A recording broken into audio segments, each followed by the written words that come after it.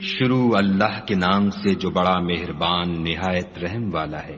ایک طلب کرنے والے نے عذاب طلب کیا جو نازل ہو کر رہے گا، یعنی کافروں پر، اور کوئی اس کو ٹال نہ سکے گا، اور وہ خدا صاحب درجات کی طرف سے نازل ہوگا جس کی طرف روح الامین اور فرشتے چڑھتے ہیں، اور اس روز نازل ہوگا جس کا اندازہ 50,000 برس کا ہوگا۔ تو تم کافروں کی باتوں کو حوصلے کے ساتھ برداشت کرتے رہو، وہ ان لوگوں کی نگاہ میں دور ہے اور ہماری نظر میں قریب۔ جس دن آسمان ایسا ہو جائے گا جیسا پگھلا ہوا تانبا، اور پہاڑ ایسے جیسے دھنکی ہوئی رنگین اون، اور کوئی دوست کسی دوست کا پرساں نہ ہوگا، حالانکہ ایک دوسرے کو سامنے دیکھ رہے ہوں گے۔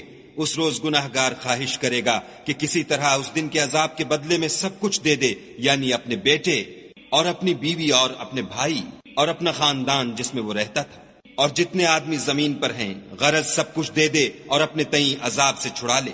لیکن ایسا ہرگز نہیں ہوگا، وہ بھڑکتی ہوئی آگ ہے، کھال ادھیڑ ڈالنے والی۔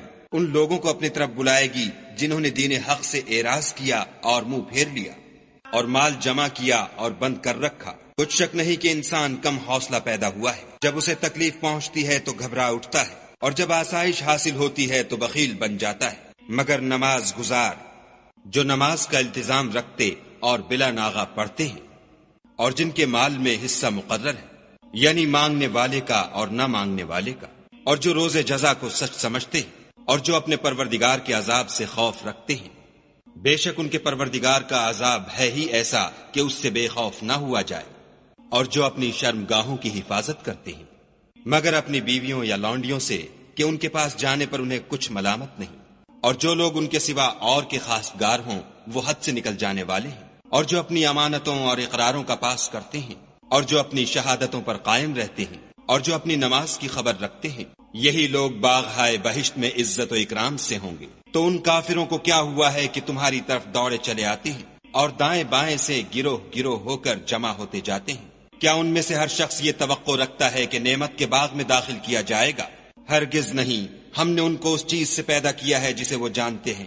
ہمیں مشرقوں اور مغربوں کے مالک کی قسم کہ ہم طاقت رکھتے ہیں، یعنی اس بات پر قادر ہیں کہ ان سے بہتر لوگ بدل لائیں، اور ہم عاجز نہیں ہیں۔ تو اے پیغمبر صلی اللہ علیہ وآلہ وسلم، ان کو باطل میں پڑے رہنے اور کھیل لینے دو، یہاں تک کہ جس دن کا ان سے وعدہ کیا جاتا ہے وہ ان کے سامنے موجود ہو۔